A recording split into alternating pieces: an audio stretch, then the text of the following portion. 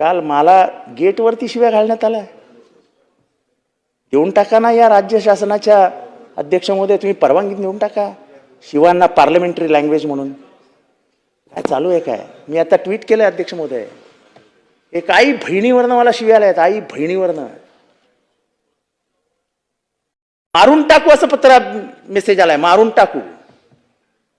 मी उघडपणाने सांगतोय, 6 टर्मचा आमदार आहे मी. माझ्या मोबाईलवर मेसेज येतो मारून टाकीन. मोबाईल नंबर येतो, मी फोटो पण टाकलाय. आता बघूया किती तासात पोलीस कारवाई करतात का. आम्हाला सांगणार आहेत काय कंप्लेंट येऊन करा, कंप्लेंट येऊन करा, कंप्लेंट येऊन करा. आम्हाला बघायचं आहे. विधानसभेत मी असताना मला मेसेज आलाय. जबाबदारी विधानसभेच्या मालकांची. आणि मालक कोण आहेत? वरचे सभापती आणि खालचे अध्यक्ष. मी त्यांच्या हाताखाली आहे. माझा जीव वाचवणं, माझ्या प्राणाची रक्षा करणं, माझा सन्मान करणं, माझी प्रतिष्ठा राखणं, या सभागृहाची प्रतिष्ठा ही माझ्याशी जोडली गेलेली आहे.